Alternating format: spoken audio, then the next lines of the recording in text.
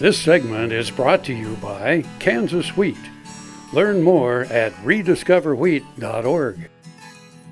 Hey folks, I'm Dawn Dawson with Ag AM in Kansas, here with the Horsing Around segment today, and we were back visiting with Ann White of the Vermilion Valley Equine Center and also the Basement Tack Store in Wamego, Kansas, talking jumping today. And we had a session a while back that we talked about beginners and what we needed to do. Today we'd like to talk about some of the equipment that Ann carries in her store and very necessary equipment for you to begin and learn how to do it properly. Ann, tell us what some of the basic stuff that we need to help us be better at it. So most people show up and they want to take a riding lesson and they come in their tennis shoe, or we always encourage that they show up with a boot that has at least a hard sole and a heel. And the reason for that is to keep their foot from sliding through the stirrup.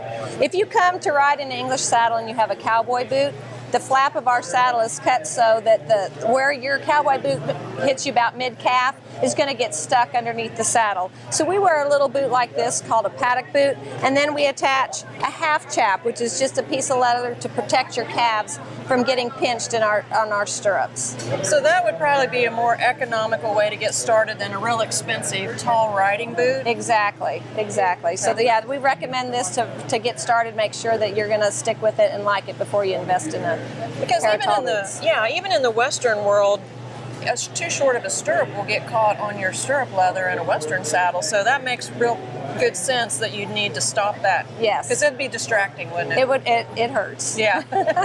So, there's a lot of discussion even in the Western world today about the helmets that people are riding and the value of that.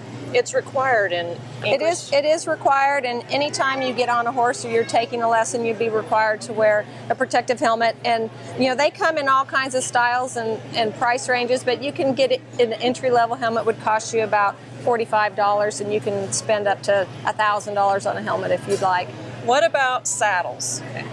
Saddles, in the beginning, I would encourage that you find a barn or a professional, like I had mentioned before, that has all the equipment that you would need, because a saddle is also another big investment. And if you decide you don't like it, and then once you decide you like it and you want to buy a saddle, it's important again to kind of have a professional help you so that it fits you and it fits your horse properly. Because in the Western world, there's so many different types of saddles, from a barrel racing saddle to a cutting horse saddle to a roping saddle.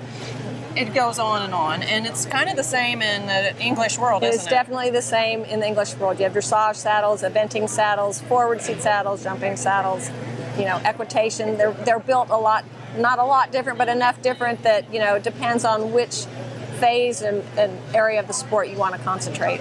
Well, folks, I really recommend that if you get a chance, there's very few stores like this around in the Kansas area, so if you're in the Wamego, Kansas area, stop by the Basement Tack Store in Wamego and you can get all this equipment, really beautiful clothing that they have there.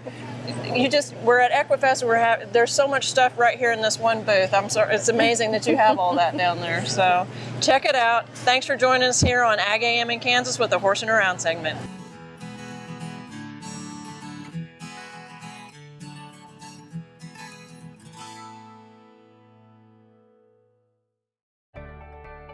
I'm Dr. Frank Lyons, a physician here at Kansas Regenerative Medicine Center. As one of the only standalone stem cell centers in the U.S., we use your stem cells as therapy for arthritis and some autoimmune diseases. I'm Dr. Andrew Pope. Here at Kansas Regenerative Medicine Center, utilizing the latest technology under strict protocols, we're able to harvest your stem cells from your own fat to treat a variety of medical conditions.